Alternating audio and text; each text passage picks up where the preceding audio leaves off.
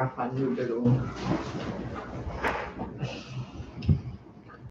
go, Tiafoe. Thank God that match is over.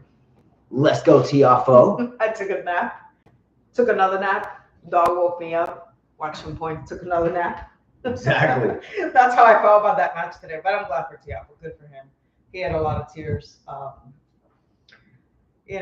He's worked really hard. So Would you say that Tiafoe winning that match, at least in his own mind, that was the biggest win of his career? Of course, he beat Nadal. Yeah. Yeah. And Nadal had a chance. Didn't he have a chance, guys, to be like number one or something with Medvedev going out, which I was so happy about. I was excited about that match. To me, that was like the best match. To me, this match wasn't that fun. It just wasn't that fun to watch. Not because Nadal was losing. To me, it was very annoying to watch how long it took to finish a set, the break.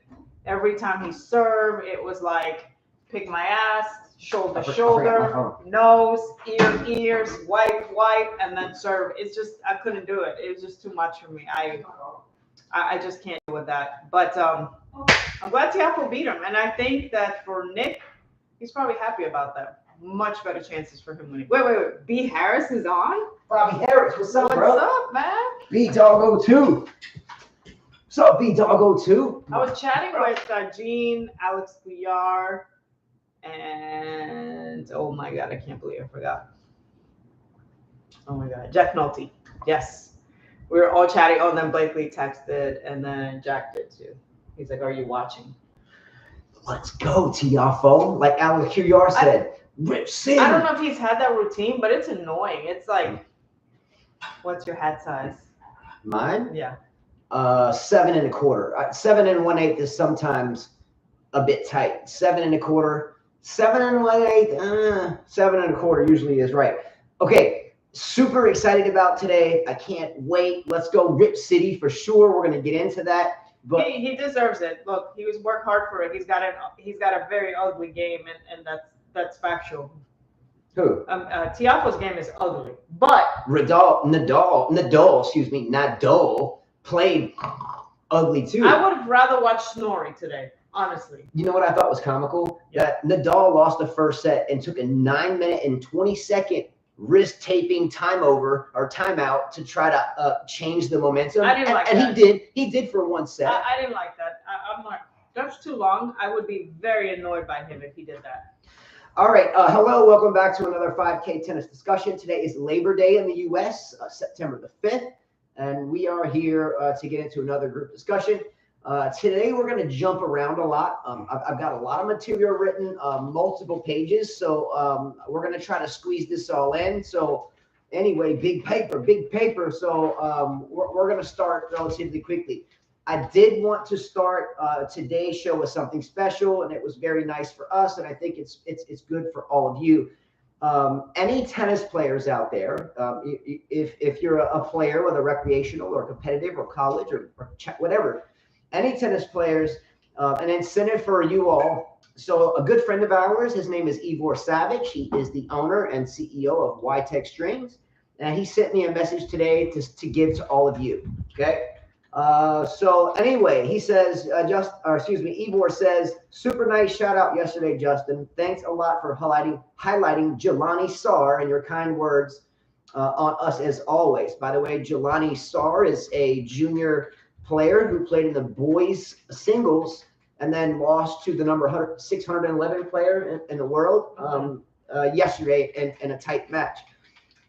So this is for all of you. He says, quote, for your viewers, here is a special discount code you can give them, which will give them 20% off their entire order on our website, ytexstrings.com. YTEXSTRINGS.com. He says this code is available until the end of the U.S. Open. Just a nice incentive for those viewers who tune in and watch your broadcast. If any viewers are located outside the U.S., we'll still give them the discount, but you can mention to them to email me directly. He's giving you his personal email. Igor, that owns the company, is giving you his personal email. His email is Ivor, which is spelled I-V-O-R, Ivor at ytexstrings.com. I-V-O-R at YTEXSTRINGS.com. to place their order. If they do it directly from our website, the international shipping will be too expensive. So he's looking out for you, as we were talking about Jelani yesterday with the GoFundMe page to help pay for his travels, right? Anyway, I did want to point out that this isn't a paid thing. We play with the strings. So this is my Diadem Nova 100 with the 5K logo that we strung up with their 18 gauge Square X Sharp. That's my racket. This is what I play with. I have a couple of them strung up the same way. And lovely Carla here plays with Y-Tex Strings Hexagon X. So this is the Hexagon X, the red, right? Nice, clean. The Y-Tex logo here, the Diadem Elevate 98. And then also Carla plays with the Hexagon X Black. So her 2 frames strung up, ready to go. So anyway, much love. And if you want strings 20% off, then do that. All right. I hope that was a nice touch. Jack Nonte, I agree with you. I think Rublev could have beat Tiafoe. Rublev played pretty well today, which is why I say I don't think this was a good match. Watching the match, I said, first of all, I said, as a man, you must have a serve in tennis. That is your weapon as a man, right? In the exactly. ATP, your serve gets you out of trouble. How many times we've watched Nick Kyrgios, we've watched Djokovic, we've watched Medvedev, we've watched many of the top players, Isner. They get out of trouble, even being down low 40, all of a sudden they're like, boom, boom, boom, boom, boom. And you're like, oh crap. I thought I had like 3 break points. And I said, it's amazing, Federer too. It's amazing to me, I said, that Nadal at his high level with all those slams, his serve has always been like the weakest thing in his game. Except in 2010. In 2010, well, I mean, in 2010 when he wore all black at the U.S. Open and looked like the Incredible Hulk, looked like he was jacked up on horse steroids or something. But I'm just saying, in men's tennis, if you get broken, you're in trouble, right? Whereas in women's tennis, you could be down 5-0 and it doesn't matter. You can come back. But in men's, you are down a break, you are in trouble. And that's why I thought, to me, this was not good tennis. The other thing about him today, what I was watching, that stupid inside out forehand. Running around it all the time. Running around it all the time on hard court. How can you do that on hard court? How many times did he hit to Tiafoe's backhand, knowing this is hard court, the ball is going to travel faster. You don't have time. A, you're older. B, you're not 100% or didn't look 100%. C, you're playing someone that is really athletic and can run. How many times did he hit that stupid shot where Tiafoe would just hit the backhand, go cross court, and that was it? Another thing as a coach I'm looking at, which is I think this is not a good match. Then, how many times have we seen the reason why Nadal wins is because he hits behind his opponents? He kept hitting back to Tiafoe's forehand. You know, I'm like, why are you doing that now? And then coming to the net. I'm like, this is hardcore, baby. Unless you're like volleying like Nick Kyrgios and hitting out angles this way, then do that. But I was very disappointed with the way, as a coach, if I was his coach, I felt like he played junior tennis. So strategy-wise, you and my father out there on the same brainwave. My dad just sent me a text right now. He says this: my guess, A game for Frances Tiafoe and a B game for Rafael Nadal. Although at 36, he may be slipping a bit from his prime. Either way, good win for Tiafoe. Yeah, it was a great win. Tiafoe, let's give credit to Tiafoe, right? Tiafoe mentally kept it together. He could have disappeared after the long 9-minute break, which should not happen in tennis. Not fair, not right. I'll give crap to anybody. I don't care who it is. Bad. I don't like when Tsitsipas does it. You know, Djokovic rarely does it. But I thought that was bad. That was really bad. He obviously wanted to ice Tiafoe. And Tiafoe could have disappeared after he lost that second set, even after he got broken. But Nadal wasn't serving well, so kind of opened up more doors for him. But credit to Tiafoe for sticking to it, because most people get nervous. Like Azarenka, we just watched her serve at 5-4, had set points, and still lost the set at 7-5. Let's go. So good for Tiafoe, and that's why he was in tears, because he really fought for that match. For him, he really tried his best. That was his best. That's what it took for him to win that match. He didn't play an A Nadal. He played a B Nadal, but it still took him a lot to win that match. You know what I mean? Agreed. Frances Tiafoe said before the match that for this match, and like every other match, but especially this match, he was going to fight his ass off from the first point to the last point. Okay. Carla mentioned, why did Nadal keep running around the forehand, running around his backhand and hit the forehand? He loves the inside out, and so do all of us. But the thing is if you're playing someone, I don't.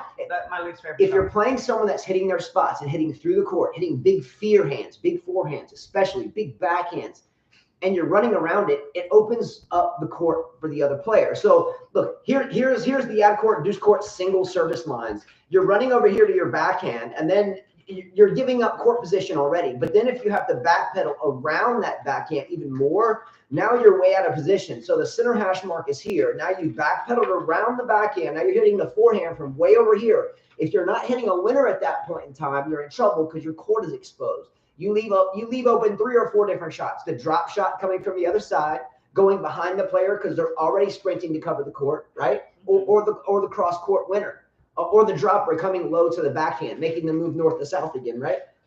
So the inside out, it's beautiful. It'll make the highlight reels. But if it's not a winner, when you're playing with someone that can hit their spots and hitting through the court, especially hitting flat, a lot of penetration into the court, watch out, you're in trouble.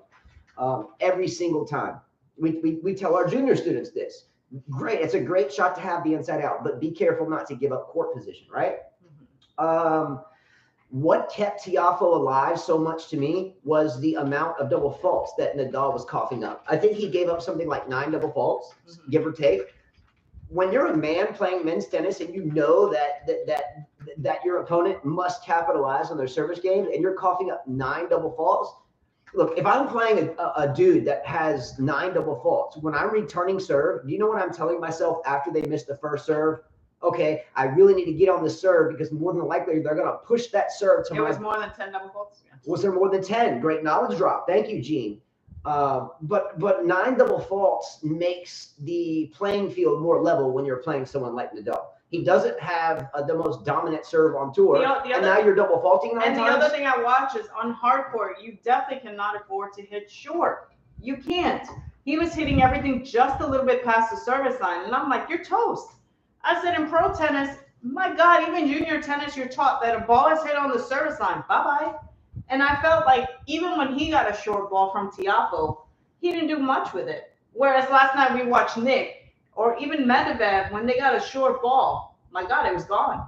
Yeah. You had to say a prayer and hope the guy missed. But these guys, even obviously Tiafoe did a better job because he won.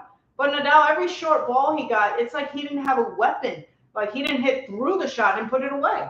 He put too much spin on it or something. Yep. It was not put away. His drop shots were not good today. Not good. He should have taken a lesson from Nick Kyrgios because that guy can drop shots.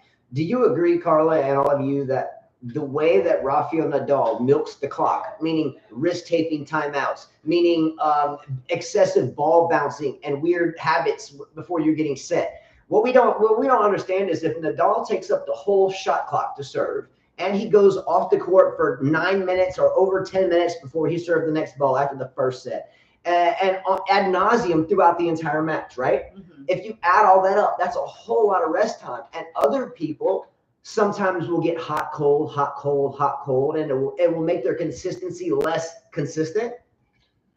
Tiafoe was able to overcome that, except for in the second set. Yeah, I don't like that. I don't like slow playing. I like fast playing. I like the way Kyrgios, even Medvedev was like, I like Caprati. I enjoy watching Caprati because she would be like, right up, boom, boom, boom, do what you got to do.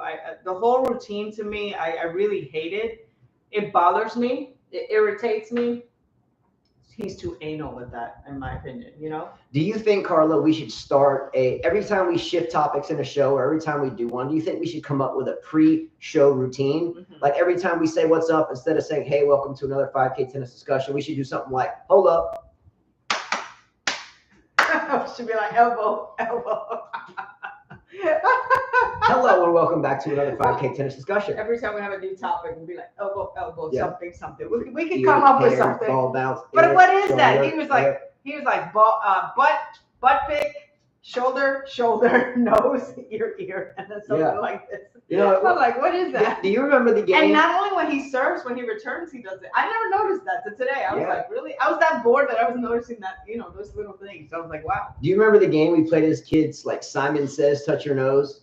Simon says, touch your ear. And then someone says, touch your forehead, but they didn't say Simon says. That's what he looks like. Simon says, touch your ear, your nose, your mouth. Oh. I mean, every player has their little thing. I think Federer has, like, he would do his ear and then he'd go like this, even though he didn't have hair sometimes in the front.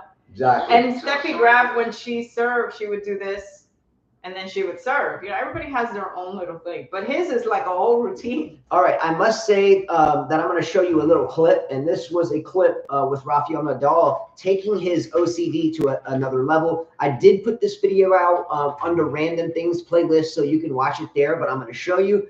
We know that Rafael Nadal adjusts his hair and his butt and his wedgie and does the water bottles and everything else. But we know that, right? U.S. Open this year has been I have to like find videos. Almost every guy player I noticed, they were all readjusting their front. All of them. You mean their jockstrap area? All of them. Must have been super sweaty because they were all doing it. Okay. Nadal went to a new extreme today, whereas he had to straighten back out his towel, the towel that we go to with the sweaty grip or to wipe the sweat off, etc. He goes to a towel and makes sure it's perfect as it hangs to dry in between points. Here we go. So sorry for the bad video, but at the end of this point, Rafael Nadal has gone to a new extreme. He doesn't like the way he put his towel up. So what he does is he goes back and adjusts the towel. So he puts the towel down. Oh. I gotta get this adjusted right or I'll lose the next point. Here we go. Poor Nadal, man. I bet you his wife gets annoyed with him.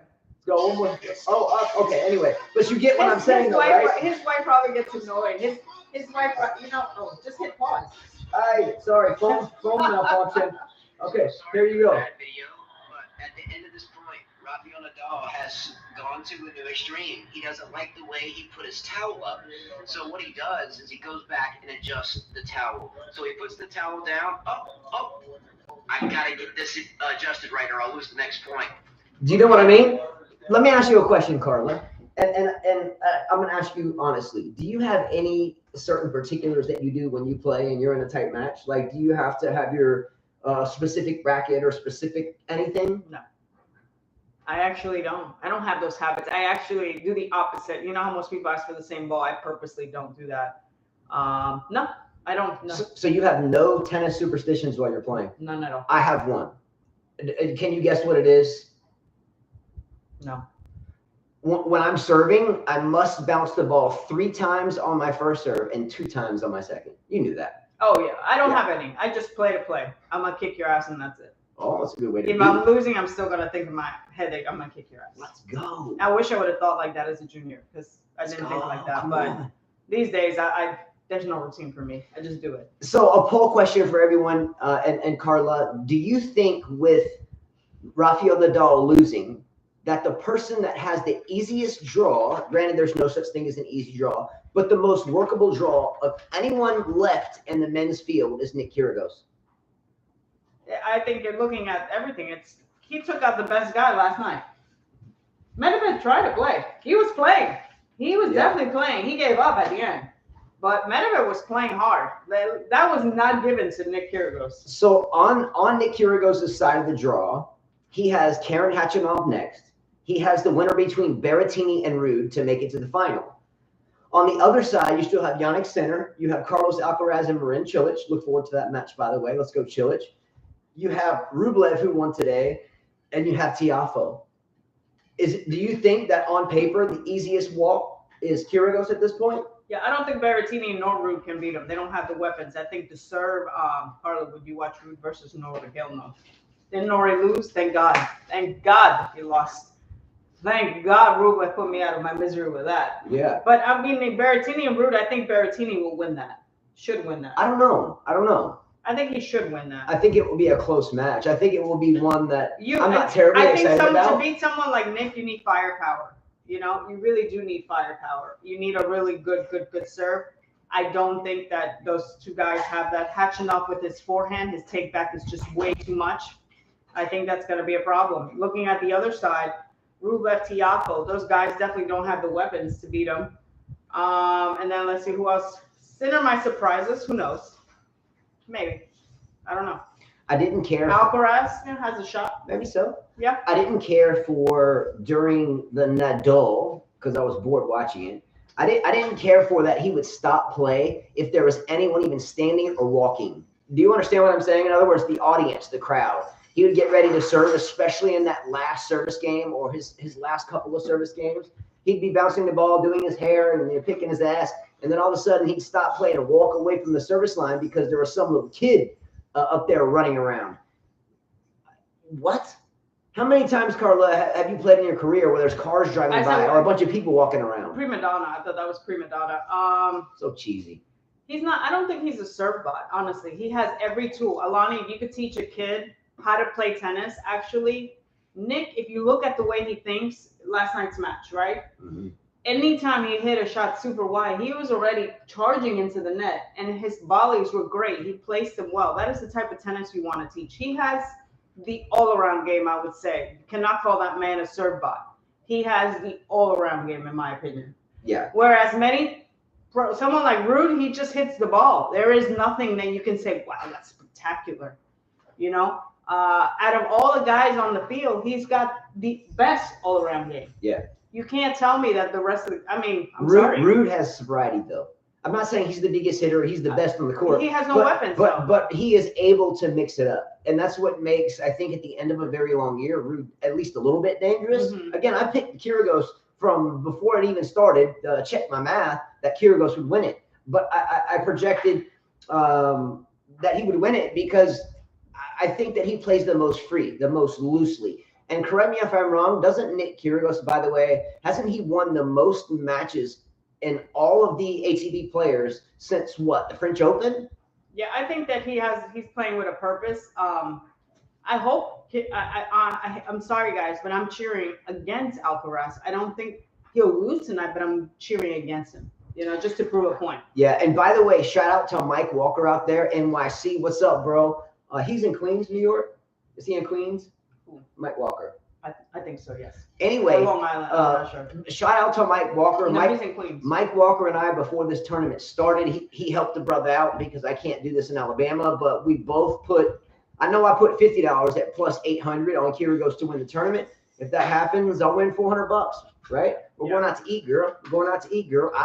Let's go. Country fried steak and eggs. Let's go. No, I'm not going out. Okay. Anyway, I heard something during the Nadal match today that I didn't really quite understand, and I was hoping that someone out there might be able to enlighten me on how this works. So Ben Stiller, the actor, right? He's an actor. Ben Stiller, you know, Meet the Fockers and all this stuff, right? Mm-hmm. He's an actor. And because he was outspoken against Russia and their invasion of Ukraine, he was sanctioned, quote unquote, sanctioned by Russia. Now, my question is this, I'm not getting into geopolitics, but how does that affect him? So he lives in the U.S., he's an American actor, and he was sanctioned by Russia for speaking out against the Ukrainian war. How does that work? Yin Hao Kur out there, Wayne M. Chia as an accountant. How does that affect? How does someone living here, how are they affected by being sanctioned by Russia? I'm curious. I don't know the answer. Hence why I asked. Okay. Do you know, Carlo? Do you know why, Carla? No, go ahead. I don't know. By the way, after this major, Christmas time is approaching. Yeah. Right? Christmas time is approaching, and it's my favorite time of the year mixed with Thanksgiving and my birthday. I turned 45. Uno, dos, tres, cuatro, 45. Is that how you say 45? I'll be 45 November the 20th. So the reason why I'm more excited about this year is because my two oldest boys, we have 5 children, hence the name. My 2 oldest boys are coming home from the United States Air Force Academy. Now, you guys know I like shoes, so what I did is I went ahead and was lucky enough to win a couple of pairs of shoes on lottery, and I got those shoes for my boys and their size, so I wanted to show you the shoes, okay? You guys know I like shoes. Okay, so we're going to go shoe number 1, okay? Shoe number 1. Drum roll.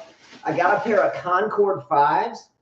Boom. And this is from my second oldest son, Christopher, who's in his freshman year out there. I put the custom laces in it, looking really good. So I got him a pair of Concord 5s, right? Reflective tongue, icy bottoms. Let's go. Concord 5. So I know he'll like those for show. Okay, ready for the next pair? Now, the next pair I couldn't help but to get for myself.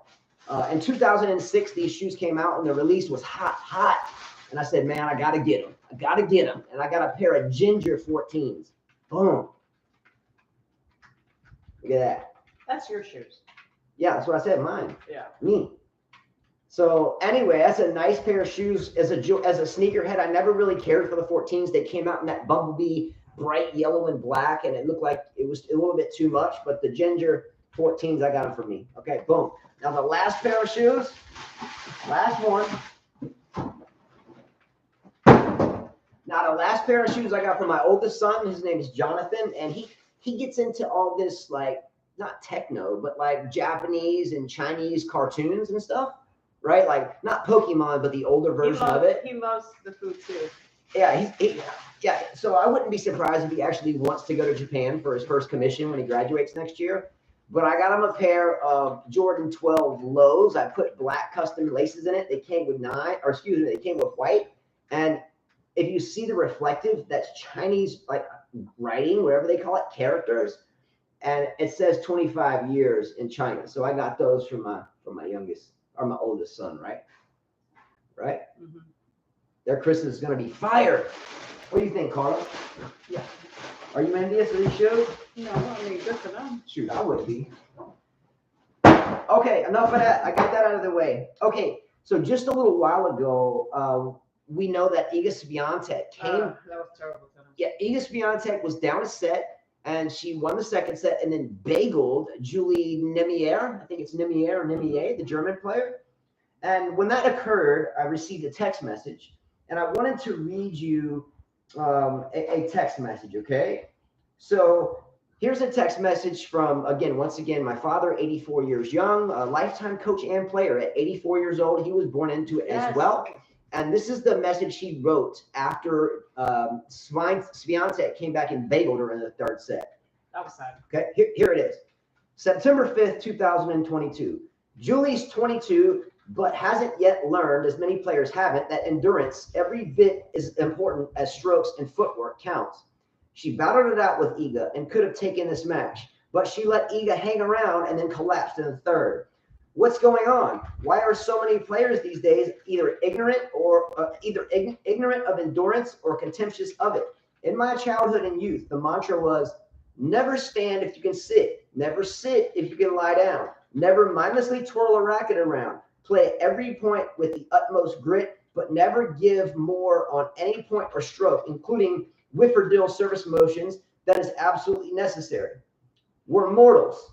Finally, in a day, we collapse without sleep. Everything done takes energy. Everything needlessly done wastes energy. Assuming comparable skills, the player who wastes the most energy loses. You were just talking about running around the damn inside-out forehand all the time. Why run around the forehand? Hit the backhand. Run around the forehand, don't fist pump. Yeah, why pump your fist? Why go, I can't just say shut up. And that's why I don't like Carlos a lot. Okay. Because of that. He says, it's truly puzzling why so many players these days simply cannot understand basic energy endurance facts of competitive tennis. Recreational tennis, who cares? Competitive tennis, what's to be expected? And a sport with no ties when the steam runs out. We're going to take a trip, but the gas takes leaking. It isn't a big leak, so don't sweat it.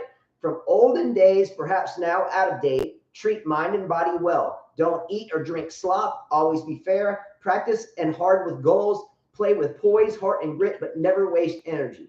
Always shake hands at the net with gratitude. Likewise, the chair umpire, if there is none, and the tournament director, etc., as applicable. Never go a day without grace at meals or bedtime without prayers. Yeah. Okay. That's why we give such a hard time to people that grunt. That's why we give such a hard time to people that snub the handshake. It's like, it's like a domino effect. If you lose one, you lose everything, right? Yeah. Don't waste energy. Even twirling the racket, returning serve. Just flip, like, what Federer would always do, kind of spin his racket. And a lot of players do that. Kind of flip the racket. Just chill. Your body is made of trillions of cells, right? Yeah. every time you waste unnecessary energy, you are tiring at some point or some capacity. I've never understood those cells. why screaming. You know, some people here said they've never watched a sinner match all the way. I'm going to tell you guys the truth. I've never watched any match till last night. Ask Justin. I've never watched a match from beginning to end till last night. When? On this tournament? Yeah. No, in any tournament. I find myself kind of dozing off because we play a lot of tennis. So for me, it gets kind of, I've seen a lot unless it's amazing, you know? Yeah. But even Nadal, Djokovic, I'm not going to lie to you guys. I've never watched a full match. I'll come and watch a few points, come back. But last night, for the first time, I caught myself actually sitting there wanting to watch the Medvedev Kyrgios match. I never usually do. Not even Serena. Not even Serena. There's been times I've walked and come back because I kind of know if I see the score, I'm like, eh. You already kind of figure out what happened. I can kind of figure it out. Like, Yeah. Okay. I think last year when Djokovic lost, I kind of went away on the first set, came back, and then when I saw he was losing, I stayed. But I never watch a full. Thank you, Ryan. When you're a tennis player, it's so hard to watch a full match. It really is. There has to be something that really captures you because you've just seen so much tennis. So much. You've seen so many people play. So it's like, okay, I've seen that already. So for me, really, last night was the first night I actually told him, I don't want to leave. I want to watch the match. Yeah. I mean, like usually, I'll fall asleep or I'll come back or I'll switch the channel or something or I'll put, you know what I was doing? I'm a huge Nadal fan, right? Candy Crush. That's what I was doing. Hold up, wait a minute. She says she's a huge Nadal fan. I must tell you one thing, and this is true. During today's match, we had projected the show this morning before we went grocery shopping to be at 3:30 p.m.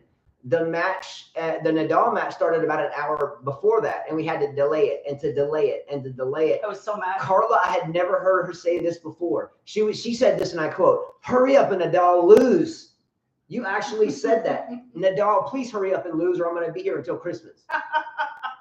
That's a fact. She said that. I couldn't stand it. I was like, this is ridiculous tennis. Yes. This is not good tennis. For those of you guys that said that was good tennis, not good tennis. I'm like, come on, I can't watch this garbage anymore. Nadal didn't play well. 9 double faults, hitting the ball short. Tiafoe was able to really, really step into the ball and hit freely, swing freely. I'm sorry. Now you know the truth. I really have to be captured, and I don't get captured by every player. No. All right, real quickly, the result of that match was Medvedev losing. Okay, because of that, there is nobody left for the $700 cash giveaway. Carla was very excited about that. Woo! I was telling her, I was like, yes. I was like, after he won the first set, I was like, yeah, let's go. And then I see him losing in the second set. I'm like, okay. Yeah. Come on. But then I understood, okay, he's conserving energy. Yes. Even though he got into Medvedev's head. Yes. And then, you know, I see the Medvedev fighting and stuff. I see the little Hobbit kind of worried over there. The Hobbit? Oh, you mean Medvedev's coach? You kind of knew after the third set that he was in trouble. You knew he was in trouble. For the Australian Open. Insider trading. Hey, I'm going to mention this now. The Australian Open, as you know, will be here before you know it. No, there won't be an $800 Aussie Open. Yeah, so that's what I'm going to address right now. So we had been gaining $100 per pool and since the last time someone did it. And Matt Kane in London did it. Anyway, so we've been building because no one's done it since then. But I think what we're going to do and make it more to where you have a better chance of winning something. So what I think we'll do next year is have a big pot for those of you that predict both finalists, both finalists, men's and women's, and both winners. But I think we'll add some extra categories. If you get 5 of 6, you get 4 sets of string. If you get 5 of 6, maybe a tennis racket. If you get 4 of 6, maybe we send you out some strings. Anyway, we're gonna make it a lot more open-minded coming to the Australian Open. I think we're going to offer more prizes for those that don't nail it. Instead of if no one nails it, it's over. I think if we get close, then it should still be. You know, the women have made it almost impossible for us to nail it. On top of that, don't forget, guys, that soon Djokovic and Nadal will not be in the game, and it will be even harder to predict. Agreed. So, I mean, yeah, it's like playing the lottery, you know. All right. I wanted to add a couple things in about Medvedev because we've given him such a hard time over the years about his level of play at the net. In other words, his short game, his volleys, his half volleys. He has. I was impressed with Medvedev. I said, "Oh my God, he volleyed correctly. He's improved. He came in he tried a drop shot. I was very impressed with Medvedev. Unfortunately, the other guy on the other side can volley better than him. And did you see his drop shots? Yeah. Like it just something in my head went like this. I'm like, oh my God, I need to show my kids how to drop shot, because this guy, he really disguised his drop shot so good that it would, even as fast as Medvedev was moving, he had a hard time. And even when he would get there would be Kyrgios to volley. All right, I wanted to read a comment, and this is one of our first shout outs that a longtime viewer, friend, wrote yesterday after the Kyrgios match. And this is Nemanja Ristic. So what's up, man? Let's go. Nemanja Ristic wrote this last night, late after the match. He says, Kyrgios is obviously a talented player. I know that his serve is the most powerful weapon, but it seems like some of the top players, for example, Zverev, Tsitsipas, and Medvedev, are afraid of that guy. Perhaps they all went to private schools and never saw a bully. How can a man without a coach, he is probably preparing tactics with his girlfriend, beat you that easily time and time again? Do you think people are bullified or scared of Kyrgios? They know he's a big mouth, so yes. But I don't think that Medvedev is afraid of anyone. He's played Djokovic. I think Medvedev's problem, I'm going to tell you what Medvedev's problem is. I know that whole thing, the war between Russia and Ukraine, has definitely affected him.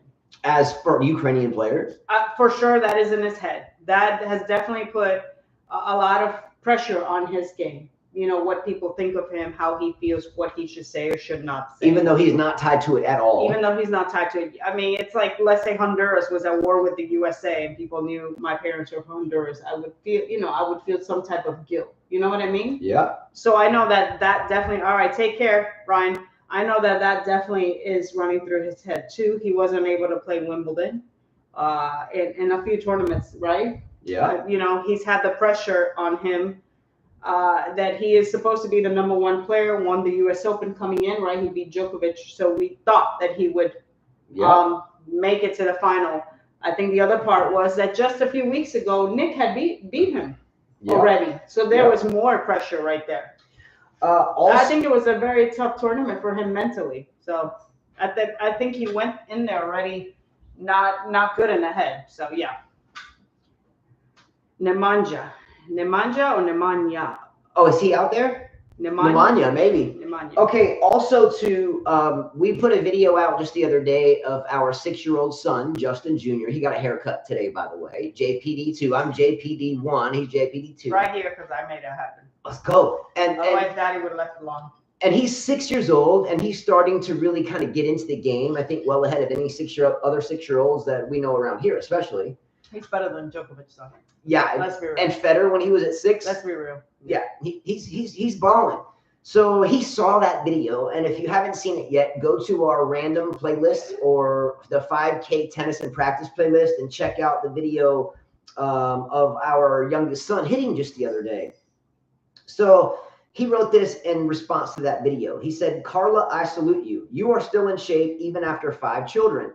Nothing but respect. If one of your children has such strong legs, good balance, and good work ethic, the tennis world is in trouble. Justin has that, and you know who else has that? Liliana." Yes. Okay.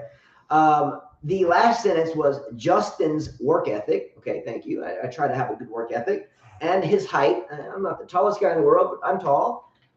Can be helpful as well. So thank you for watching that video, and we do agree with you. He has the greatest gifts, and he has 2 parents that not only teach the game, but we have passion for the game. And furthermore, little Justin, JPD2, has incredible passion for the game. He does. Right?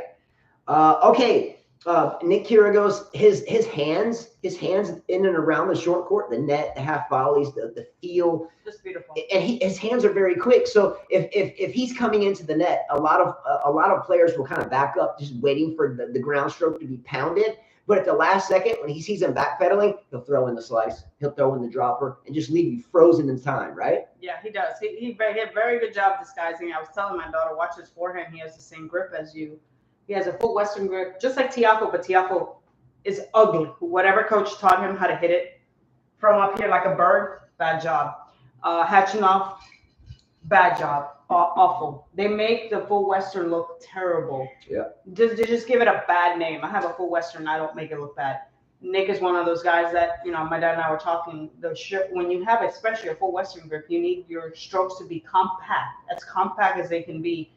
Especially the full Western, you do not have time to bring the racket back. Your grip alone is not helping you. Your racket face is super down, which means the ball's coming fast at you. You're going to have a hard time lifting and going around the ball. Mm-hmm. So he was a great example of that, and that's why I told her, watch his forehand. He's right here, and he is snapping it really quick, and that's what you need with a full Western grip. And that's why he gets a lot of pace. Yeah, and if you've noticed when Kyrgios finishes on the forehand side, you don't want to teach the follow through where you come around and finish over here, across the body and around the shoulder. You want to finish with the elbow high, elbow pointing at your target, putting the shoulder into it, ending with the shoulder pointed at the target, or the hitting elbow pointed at the target. Nick Kyrgios, on the other hand, is so compact and so quick. He's able to get the same shape of the ball, the same amount of control and strings and feel to get it around so quickly where he can finish here and he doesn't dump it into the net. If your racket is not moving very, very quickly, or at least as quick as his, and you follow through over here, usually you dump it into the net, right? Because you're coming over it, and it usually has a low trajectory.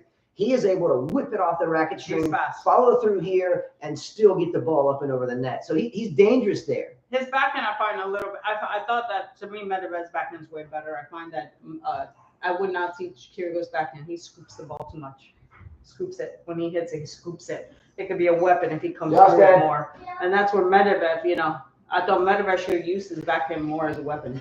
So during the Kyrgios match, there was an instance where Kyrgios was running to the net, and he stepped across the net, at least outside the poles, and he didn't win the point. Did anyone see this? If not, or if you have no idea what I'm talking about, Nick Kyrgios was on the run up to the net to get a ball, and he hit a winner, but the plane of his racket crossed the net post, even though he was off the court. And he lost a point, even though he had actually won it. You cannot let the racket cross the plane of the net unless the ball has bounced on your side first, and or maybe with backspin where it's going back across the net. So it bounced on your side, backspin going across, then you can reach across and tap it down or whatever. But Nick Kyrgios, the ball had not crossed the plane of the net. He reached out and hit the ball. Therefore, it was not his point. In case you missed that, that's kind of the gist of the story, right? I will say that in the second set of that match, that Kyrgios obviously tanked the second set. Normally, we would yell at a player for this, but I think Kyrgios is so confident, he was willing to tank a set just to conserve energy and knew he was going to beat Medvedev anyway. Hasn't he beat Medvedev 3 times to Medvedev's 1 and now 4-1? And hasn't he beat Medvedev once recently? Hasn't he? He's very confident. Very, very, very confident. Do you think his girlfriend, what's Kyrgios' girlfriend's name? She seems very quiet, unlike the other one. She seems very like he's the one with the pants. She's like very supportive, very quiet, very gentle. She's not like the type of woman that will fight you back. Yeah, Justin, please quit, buddy. Like you can tell she's the type that wouldn't fight back. Like she wouldn't even argue with you. You know what I mean? Like the type that would just agree with you. Like yes. Yeah. There's many women like that. They don't like to fight. Nothing wrong with that. Do you think that having her in the box, which seems to be a good fit, do you think that is helping him with his positive energy and staying positive? Yeah. Right? Last night in the post-match interview, Nick Kyrgios was asked on court by, I think it was Patrick McEnroe. The question was to Nick, what finally caused you to flip the switch in your head to be a consummate pro and not just, Nick Kyrgios, right? What do you think the reason is? What do you think has caused Nick Kyrgios to really dial in? I think making the Wimbledon final obviously helped him. I'm sure that he realizes he could have won that. He could have done something else. He's just never been in that situation. I think now, given a second chance, if he does make a final, he won't make the same mistake he made with Djokovic. And no better way to have the experience of being in a major final than having just been at Wimbledon on center court with Novak, with himself winning a set. Novak's not there. Nadal is gone. I mean, come on. I don't know if they're Let's engaged. go, Mike Walker. Let's go, Mike Walker. I don't know if they're engaged. Finally, the reason I don't have a problem with a full Western grip, I say hit the ball whichever way you can. To me, Tiafoe's game is awful. It's too much energy. It's too much screaming. His forehand's ugly. Everything, the technique, it looks so muscular. Like he has to really muscle the ball. Even like, like Nadal. Rip City. I don't like Rip that. City. Even Nadal's game, I would not teach. It's ugly tennis. It's just so. It's not like Federer, relaxed. You watch Oringa hit his backhand, even his forehand. It looks effortless. You watch Tiafoe, it's like, oh my God, this shit looks robotic. It's too much. It's like, it's ugly. And I would hate for someone like that to win a slam. I would have rather watched Malavia Washington. If we're talking about Arthur Ashe, he had a much cleaner looking game. Do any of you actually remember Malavia Washington? Do you guys remember Malavia? But he had a more classic game. Technique-wise, the guy's game was a lot cleaner. But Tiafoe's game, that's crappy junior tennis. Did Malavia Washington make a U.S. Open final? No, I think he made a Wimbledon final. Okay, I thought he went to a major final. I thought he made a Wimbledon final. I thought he did, and I think he lost to Pete Sampras. I'm not sure. Good knowledge drop. Mike Walker would know that. I think so. Is Mike Walker there? I don't know. Anyway, great question. If you guys don't know. I learned tennis late at 11, but my game doesn't look ugly. There has to be a coach in a point somewhere. It has to say, wait a minute, let's stop. Mm-hmm. Let's fix this. Because it can be fixed. I mean, it's like Hachinov. Whoever showed it. Usually Russian coaches are very good, by the way. They're very good. Was it Krajcik? Okay, you're probably right. Who answered that? Alani. Good job, Alani. I mean, who was it? Let's go, Alani. Let's go. I forgot what I was even talking about. I don't know if anyone was going to answer that. I forgot. No. All right. Changing topics just for a minute, and we're going to jump around. We can go right back to it. Do we need to do like a pre-Nadal thing before we change topics? Like shake my ear. You think girls are more teachable? No, so far. I think it depends on the student. I think it depends on the student. Yeah, who has the most passion to You want can to. work with what someone has, but his technique is just too much. It's too much. I think it's tiring. By the time you get to a final, you're tired. But if you're Rip City like Tiafoe, I don't care how Rip City you are. Tennis is not about being Rip City. I get that. I think Djokovic has proven that. Yeah. The less Rip City you are, the better. The more flexible you are, the better. Yes. Come on. I mean, I don't think that's what's going to win you a slam unless you have a serve like Serena. But, even her, she had to hit some good shots. Yeah. And her shots didn't look so. Yeah. All right. Andy Roddick, we all know who Andy Roddick is, came into the news today because he has an idea of how to save face for some of the rules we have in tennis. Okay.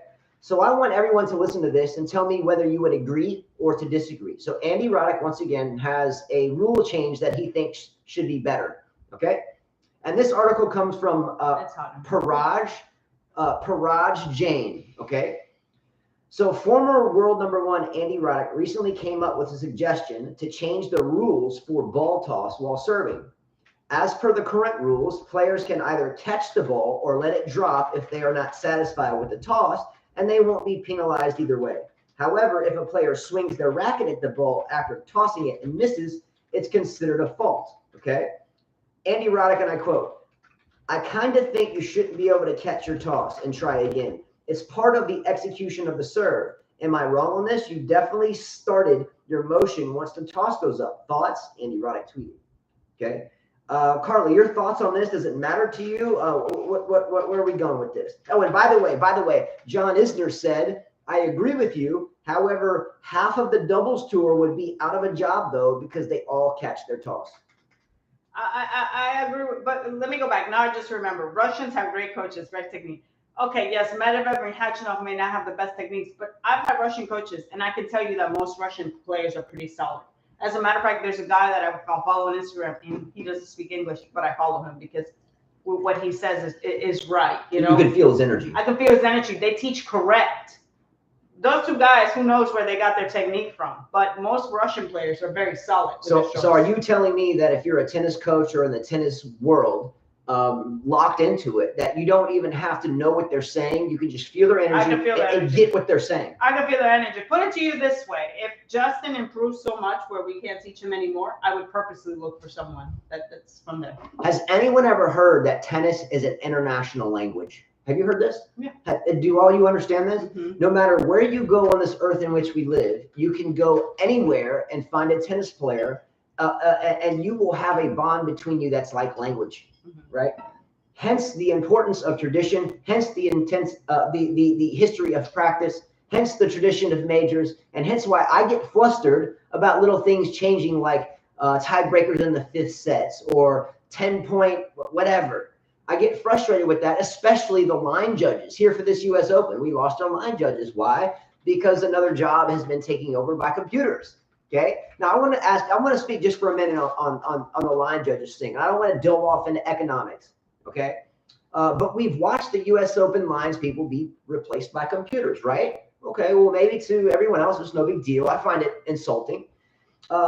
This morning, Carla and I watched the world news. I always record the 5 a.m. 0500 world news here. And then I'm able to fast forward the bullshit advertising, because all advertising is just woogus. Who gives a shit? And the first 15 minutes of this 30-minute segment, before it even went to a commercial, was crime over the past 2 days. So this was Sunday morning, and the crime spree began on Friday night. And this is becoming all too prevalent here in the United States. There were mass murders in Canada. A couple of guys running around, pretty gnarly. There were joggers being abducted while they were jogging. And by the way, young ladies out there, be damn careful jogging late at night and without somebody with you. But she was in the daytime. Either way, be careful. Yeah, you know when I jog, Justin, you know when I used to jog over here, one thing I never did is I never put my headphones loud, because I wanted to hear your surroundings. 2, I would make sure that I ran where there were a lot of cars passing by.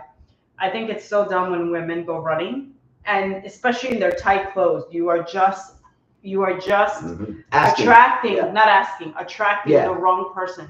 When I go run, I purposely wear a loose shirt, nothing that gives attention to myself. You know what I mean? Yeah. I don't want to be a target. 2, I'm always ready. Now I don't run with a weapon in my hand, but before I met you, I would run with this thing that was black, but when I would pull it out, one of those billy stick it was things? a metal. So that way it pull out? It pull out. Oh. So I ran with that on purpose when I ran in Florida, because there's a lot of crimes in Florida and there's not a lot of people where you run. So I would purposely run with that. That way, if anybody ever got near me, I wouldn't even ask you a question. I would pull it out and hit you with it. So the issue with that is the element of surprise. So it doesn't matter who you are. If your back is to somebody that comes up and grabs you from behind. Sure, but I always look. The element of surprise is quite amazing. When I run, I'm always like this. Every 1 minute, I'm like, okay, making sure. And you have to be careful too, jogging on busy roads, because someone may be texting and swerve over and end you, by the way. Also, there was a lady, by the way, 2 kids. She had 2 little kids. Yes, there was multiple movie theaters this weekend that were they had to get everybody out because people were talking about they're gonna do something bad or whatever. There was multiple shootings in different isolated neighborhoods. There was a fair, and I think in Minnesota, that had to be dispersed because of people branding weapons or something. Long story short, to labor. How does this affect labor? Everybody's hurting these days. Okay, I know the world is saying the job market's open and job market's open. Believe me, it's really not. There's jobs that are open because of lack of people qualified to apply, but there's not a lot of jobs open at the level that it takes to keep a regular middle class or maybe lower middle class segment surviving. You go to Walmart, right? You got self-checkout, right? You go to the US Open, you have no lines judges. What am I getting at now? What do we do about this? What do we tell our children to make them not have to be so succumbed by the such lack of jobs these days? A, study your ass off. Study your ass off. Study hard.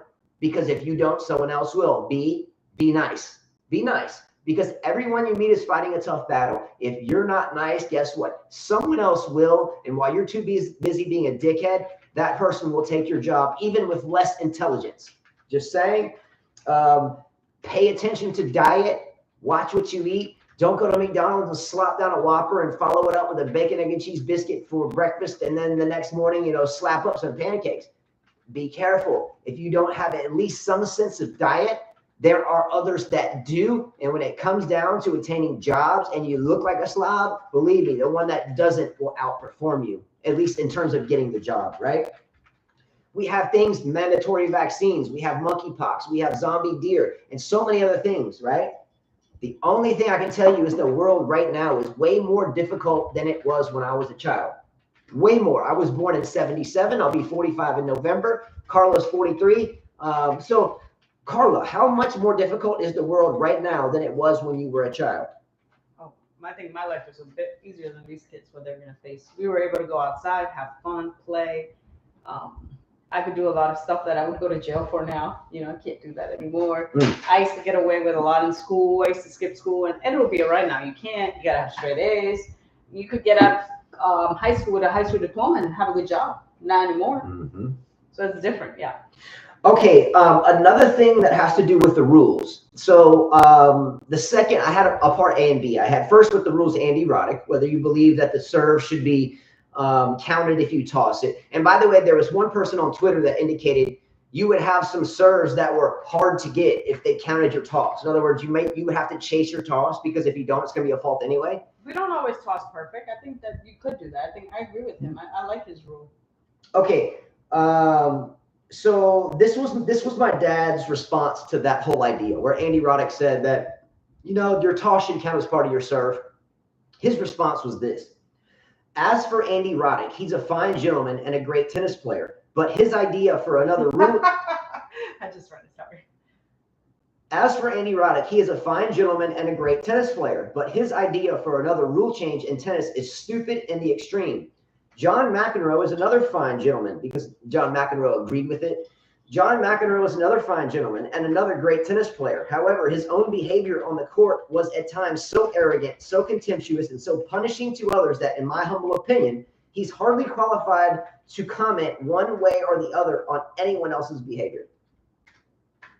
Yeah, I mean, I thought what he meant was like if you toss, like you know how sometimes people toss 20 times and they can't get the toss right? Yep. I think at a professional tennis, there should be a limit to that. But I don't think we see it much. But I think there's few and far between. I don't think we see that. It's like Wimbledon changed the tradition of no tiebreakers in the fifth set simply because John Isner and Nicolas Mahut spent 3 weeks on the court, and then they followed it up with Mahut playing Anderson. Let me tell you something. If this match would have gone, that rule would have definitely been. I would have been happy with that rule applied to Tiafoe and Nadal's match today. Just apply it in certain circumstances, but theirs never went to the fifth set. No, I'm just saying if that would have been the case.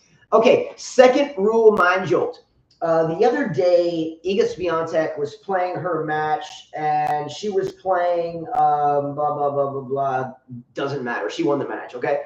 So Iga Swiatek missed the open court on a volley. So Iga Swiatek was at the net. She had the volley. She gave it back to her. She missed the open court, and her opponent was about to whack the ball in her face. And so the girl set up to hit the ball, and her opponent, or she did, Iga Swiatek, waved like this. Oh, you miss it before she hit the ball. Okay. Did I explain that? Okay. Yeah. Okay. So like someone's about to hit it and you're distracted. And you're waving in their face, right? I've done that. I think that we see that a lot in recreational tennis, a lot of leagues, and you see that in fun play. I've done it before. I mean, I don't know that she was thinking straight, or maybe she was. I don't know. I don't think that's.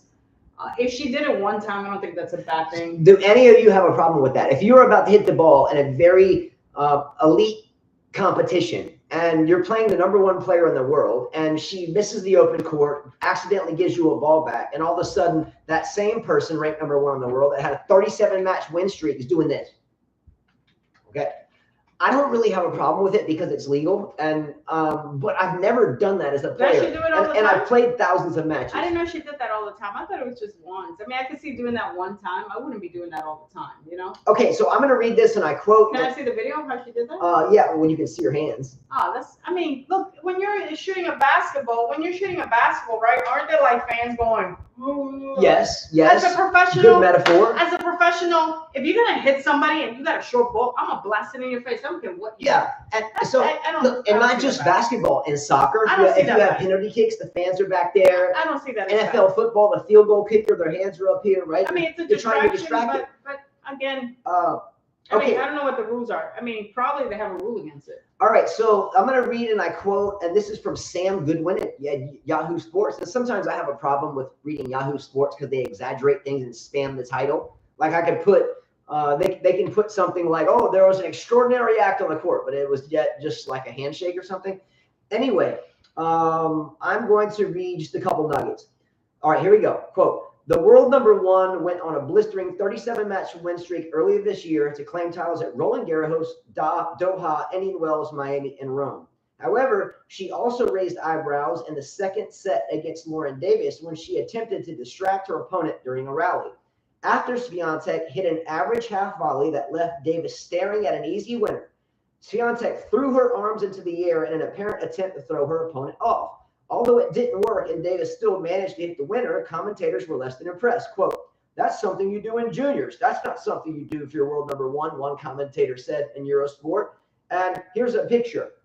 Throwing her hands up. She's about to kill the winner. She's throwing her hands up, okay? Now, John McEnroe said, I don't know about that. I don't think that's legal. And that is a little bit below the belt.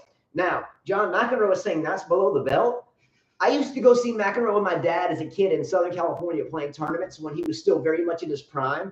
And how many times he would just absolutely belittle the umpires as to where you wouldn't even want to watch it as a fan.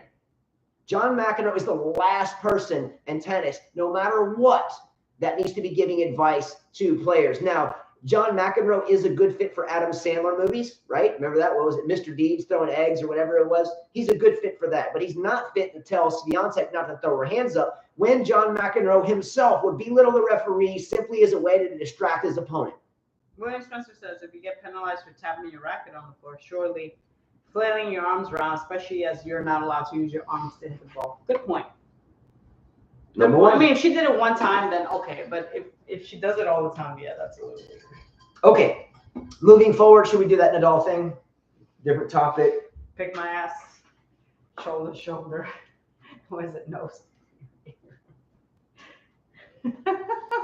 All right, next topic. Here we go. Coco Gauff. Coco Gauff. Okay. Coco Gauff, as of right now, is she the one to beat? Is she the one to beat? Can you poll question that? No, I don't think she's the one to beat. Poll question that, Carlos. I think it's pretty open. Let's check the votes out. Is Coco Gauff right now? And by the way, 70% of you were wrong yesterday about Medvedev winning, by the way. I think I even said that too, even though me and Mike Walker bet on Kyrgios to win the tournament. I think I said I thought Medvedev would win in 5, even though before the tournament, I said 4 and I still bet on Kyrgios to win it. Let's go plus 800. Let's go MW. Let's go Mike. I don't like Iga's game at all, by the way. Let's go Mike Walker. Is she the one to beat? And also yesterday, a correction. Yesterday on yesterday's show, I indicated that nobody picked Iga Swiatek to make the final. She plays Pegula, and I think Pegula will beat her. I misspoke yesterday. Ashish O. Ashish O. Let's go, Ashish. Big time fantasy player too. Ashish O actually did, and I missed that. So my apologies, Ashish. We love you a lot, bro. You're a beast. He picked Swiatek. By the way, I'm the only one that picked Pliskova. What's up? She got through today. No, she didn't. She lost? They're split a set, buddy. Oh, dang. I thought she won. No. Let's go, Pliskova. Come on. Let's go Azarenka. Come on. What makes Coco Gauff? Pegula's playing good, by the way. What makes Coco Gauff right now dangerous? She's young. She's innocent. Young? She's malleable. She's flexible. She's young. And I think the whole world wants her to win. Exactly. Yeah. Serena on the way out. We want Coco to. Yeah, for sure. I would be happy if Coco won.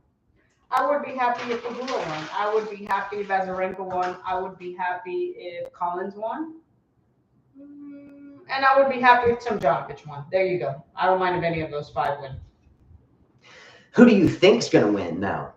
Who do you? If you had to, it's pretty open to me. So you don't have one favorite out of the whole group? No. And not just an opinion, but who you think has the best chance to win? I'm going to stick with Swiatek just because.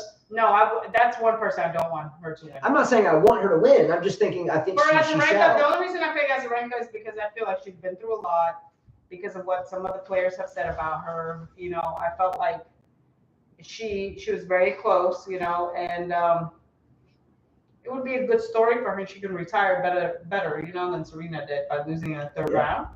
Coco, if she won, that would be great for tennis. It would change her career. Pegula, great because she has proven herself, even though she's a billionaire's daughter, that she can do this on her own. Collins, because it can prove to all the college players out there that it is possible to win a slam even though you play college tennis. I guess for Pliskova, she won. You know, it's possible after being in the top and being back down. I mean, I'm just saying different scenarios.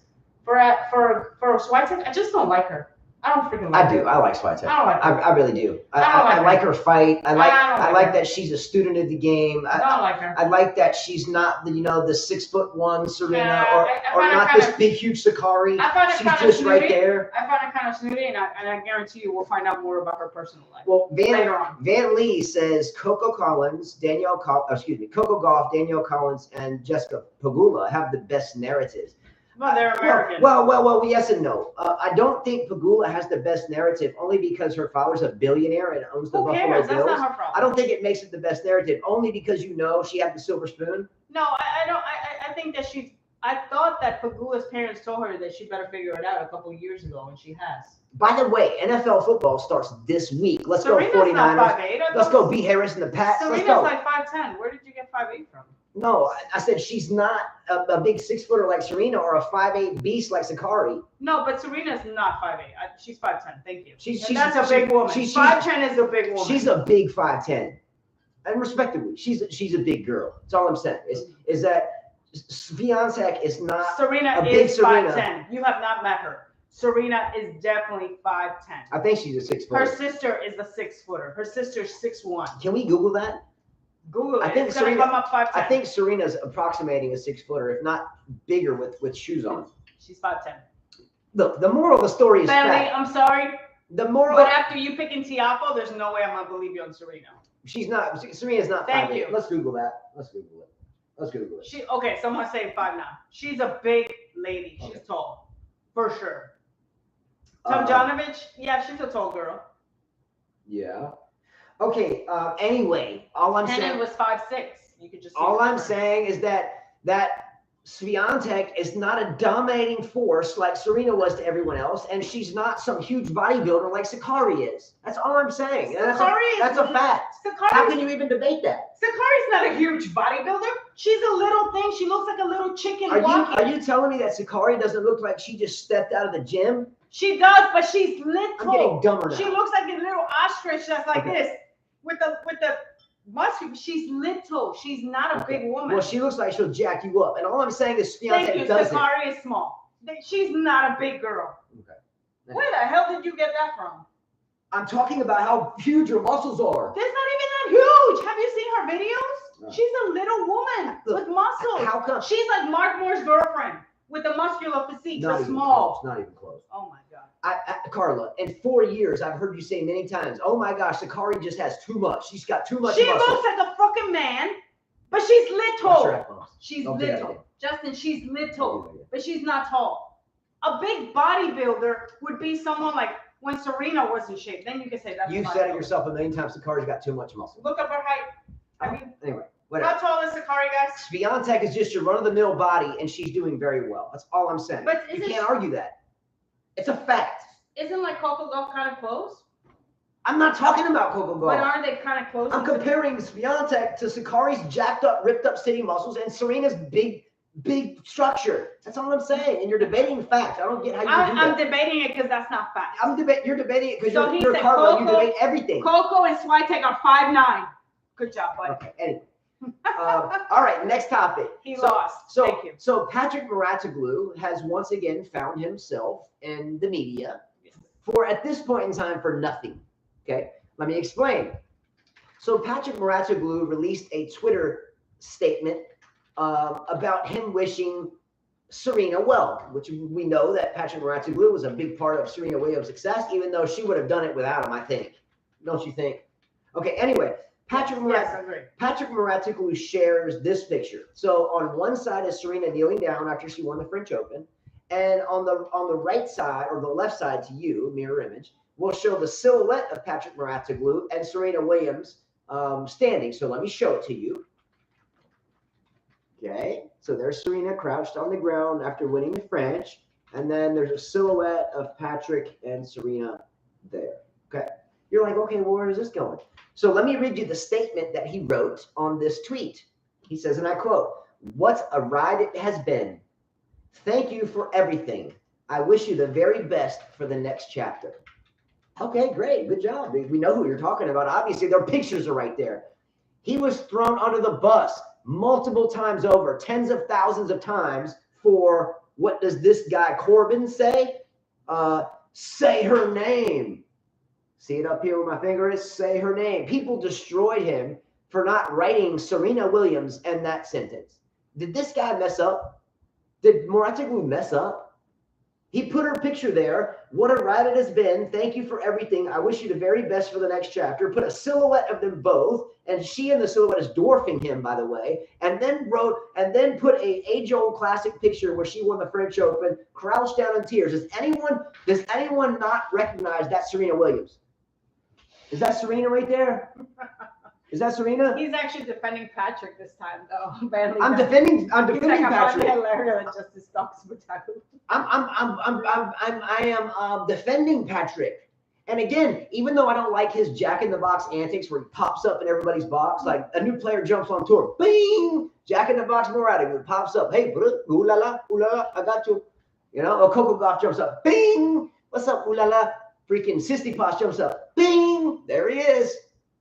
Okay, you can see Tsitsipas' dad, bing, there's Mouratoglou, jack-in-the-box Mouratoglou, and I give him hell for that, but I got his back here. Mainly he hasn't been jack-in-the-box.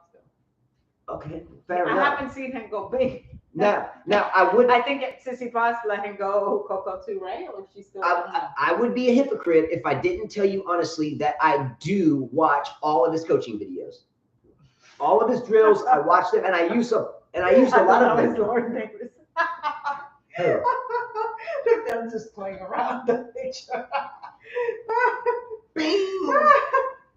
He does. I like his videos of coaching. He does a good job. He does a very good job. But Carla, in your honest opinion, all of you, did Patrick Mouratoglou deserve to get blasphemed by thousands of people because he didn't write her name? No, that's just people making it a racist diva crowd. stuff. Yeah, they're playing that race card. Diva, so dumb. He gave the picture. No, he's definitely not the second most handsome guy in the world. Tsitsipas can't be the second most handsome. That's right, Patrick's better than him. Okay, next topic, and this should be a good one. For the past couple of shows, we've talked about Belarusian players and Russians not being allowed to play at Wimbledon, to not be able to show their flag at the U.S. Open. So Medvedev and Sabalenka and Azarenka are playing. They were allowed to play, but you notice there's no flag next to their name, right? So we've talked about this a lot and how just crazy it is, right? So I had another comment come today, another one from my dad. And again, I mentioned it a lot. He raised me in the game. He's 84 and he was born into the game. And he's a gnarly coach, and he'll get in your face. And he still coaches my kids to this very day. And it's a big part of their playing. Here's a message in response to the takes that we've had on Sabalenka and Azarenka and their non-ability to be able to play these tournaments. And if they do play them, they can't show their flag. Okay? Quote. He likes the date at 9/5/22 today. Poor Sabalenka and poor Azarenka. They must have been naughty girls. Of course they're naughty girls. Can't anybody doubt it? They're from the country of Belarus, where every man, woman, and child is evil. Therefore, grudgingly, they can play in this international tournament, but their national flag cannot be seen either in dark of night or the light of day. We'll show all those evil Belarusian men, women, and children. What I'm saying is, it's so politicized. Nothing worse than seeing politics in tennis, right? Do you understand what I'm saying? These girls are out there fighting their ass off, and they can't even show their flag because of a decision about how the West has dictated the thought of ancient history. Furthermore, we know that Novak Djokovic was not allowed to play because of his vaccination status, but it gets deeper. The vaccination company Moderna sponsors the U.S. Open. So how could Moderna, one of the biggest donators to the U.S. Open, how could Moderna allow Novak Djokovic to play if he didn't take their vaccination? Think about it. Wars happen that people have nothing to do with. Chastise them, throw them to the wolves, witch hunt, pelt them with rocks. Djokovic didn't get a vaccine, but the tournament is sponsored by the maker of that vaccine. Pelt him with rocks. Whatever. That's the world in which we live. Study hard, be kind, because everyone you meet is fighting a tough battle, and study your ass off, because if you don't, someone else will. And if you're an aspiring junior tennis player, get out there and work your ass off, because I can guarantee there's thousands of young people that are hungry to have the same opportunities that you have. Fair enough. Good enough? Mm-hmm. Okay, where am I going next? I don't know. Let me find where I'm at. You want to take a comment so I can find out where I'm going? Yeah, no? Trouble Mind says, I promise not to talk about politics in this chat, but this topic is just tempting to rant. Let's go. I'll read it. Put it there. Let's go. I'll read it. Promise. Okay, put it out there. We'll read your comment. Okay. Another couple of things. Does anyone like college football, by the way? I'm a big NFL fan. I love the 49ers, B-Dog, O2 out there, Patriots fan. What's up? We have bets every year about our teams. Did anyone see the Florida State Seminoles game last night against LSU? You may not care, whatever. But the coach of Notre Dame that left Notre Dame in the middle of the night like a coward went to LSU and I guess expected to have this big lights out first game. And he was beaten by the Florida State Seminoles, who have been relatively rocky the past couple of years, to say the least, since Jimbo Fisher left and went to Texas A&M. Anyway, I thoroughly enjoyed watching Brian Kelly getting their field goal blocked last night. I loved it. Okay, I hope Brian Kelly, no disrespect, fails miserably, because Brian Kelly left LSU in the same, or excuse me, Brian Kelly left Notre Dame in the same way that the New York Dodgers, the Brooklyn Dodgers, left New York to end up in LA. That's why I don't like the Dodgers and I'm from there, because they really should be out of Brooklyn. Anyway, another story for another day. Let's go. Come on. Okay. Where am I going from there? Let's see where we're going. Okay, I got another one. You ready for this? Mm-hmm. This has to do with drinking water. Okay.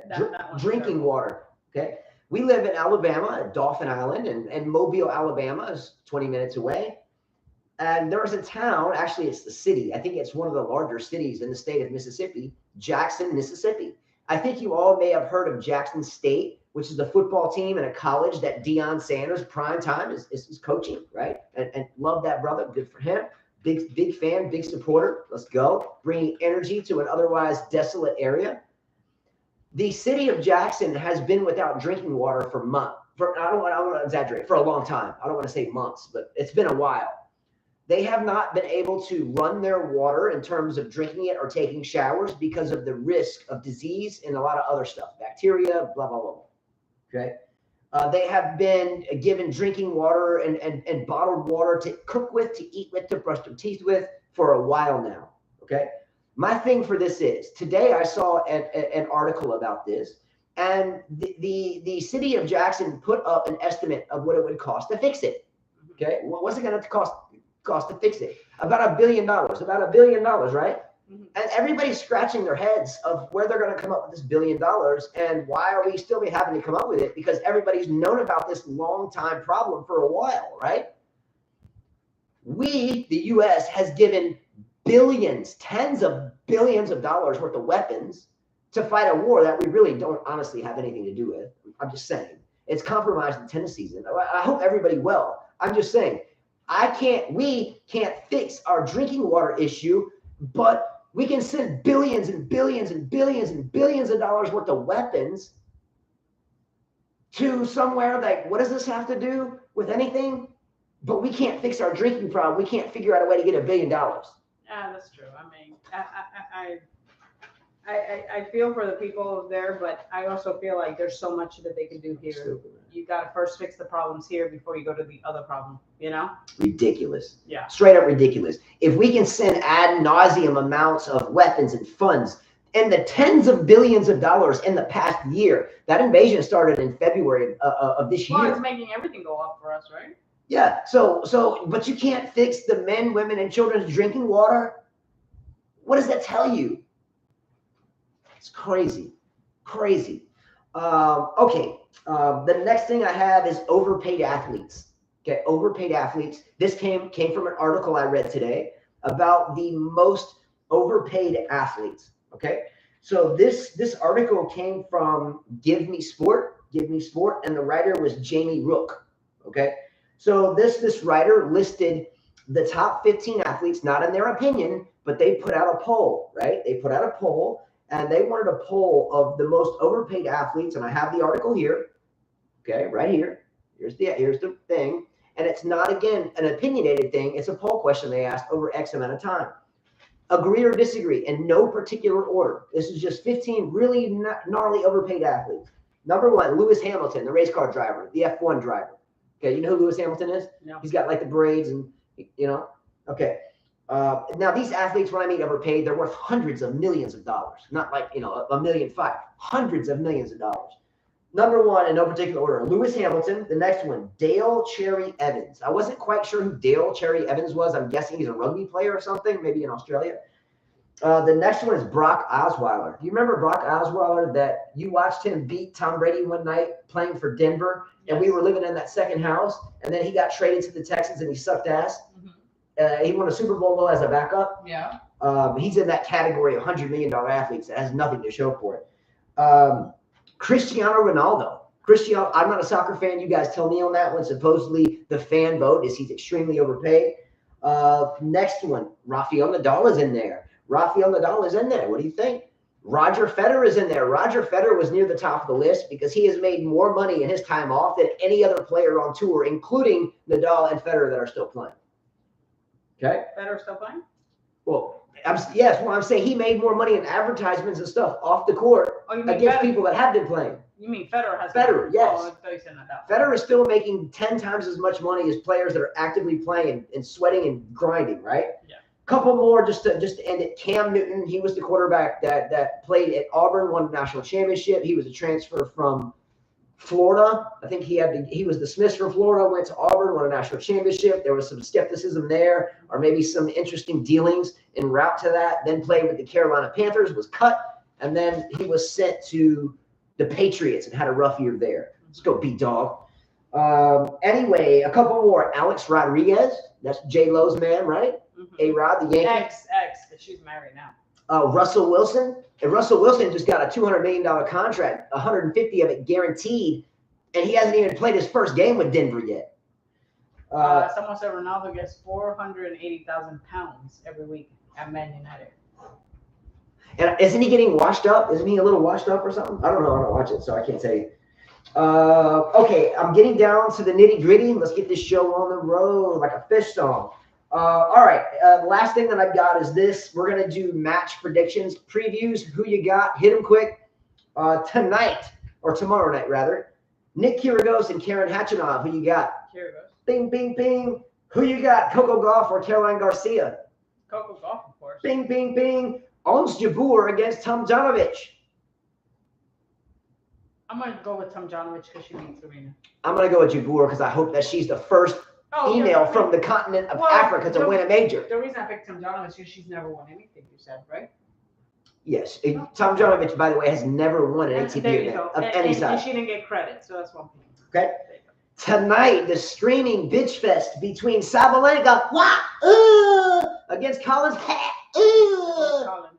Turn the volume down tonight because that match will bust your eardrums. Who you got, though? Collins. You know I don't like Sabalenka. Yeah, I'm going to root for Collins with you, even though I think Sabalenka has a really good chance. If I was betting, I wouldn't bet. Okay, the next match, the cringeworthy Alcaraz against the multiple-time ball bouncer Cilic before he serves. It looks like Nadal out there taking so long. Who you got, Alcaraz or Cilic? Oh, Alcaraz should win that. I got Cilic. Let's go. I got Cilic. Let's go, Croatia. Let's go. Okay, and last thing. If you could look at the men's and women's draw right now, right, and look at the remaining players, and you had a chance to play for $700 again, and you could start right now with the remaining players, who would you predict would be your men's finalists, your women's finalists, and both winners? Look at the draws. Yep, here's the draws. Let me get you. I just dropped it on the floor. See, for men's, I would say Nick against Alcaraz. Yep. And women's, I would say Pegula against Gauff. Gauff being the winner. All right. And Nick being the winner.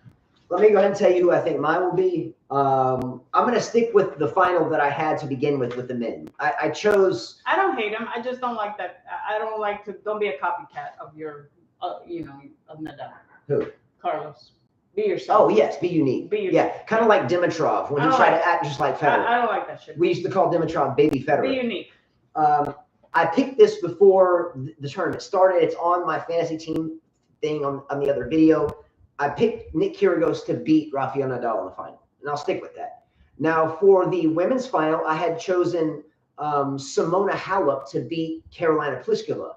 Okay, Halep lost. I'm not sure where the outcome right now is with Pliskova. She's up 3-1. But I really do think now at this point. No, 3-2 now. I really think it's going to be at this point. I don't hate him. He needs to find his own thing. He needs to find his own thing. I'm gonna call it this. I'm gonna call it a Pliskova. I'm gonna go a Pliskova versus Coco Gauff final. Maybe Jabeur in there, but I'm going to go Pliskova against Coco Gauff or Jabeur with Pliskova winning it. Okay. She deserves it. She's been there. She has the experience. I don't think she's going to crumble under pressure. She's been here before. I think Pliskova finally wins her first major, and I finally get that huge bet that you bet me long ago that Pliskova would never win a major. Yes, she won't. What did we bet? Like everything? No. Then you have to go buy like a new spunky outfit or something. No. Something pretty hot. Didn't you have to do that? That's what you want me to do. Yeah.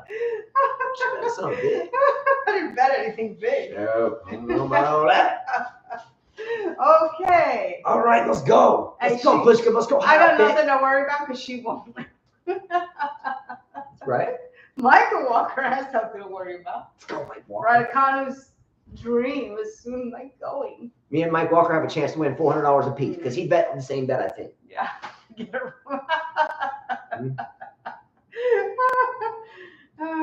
Not a hope that she'll win. Yeah. There's going to be a whole lot of dental floss running around the bedroom. Whole lot of dental floss. What the hell are you talking about? All right. Anyway, much love. Tomorrow is Tuesday. What is? How do you say that? Let's see. Let me try to guess it. Monday is lunes.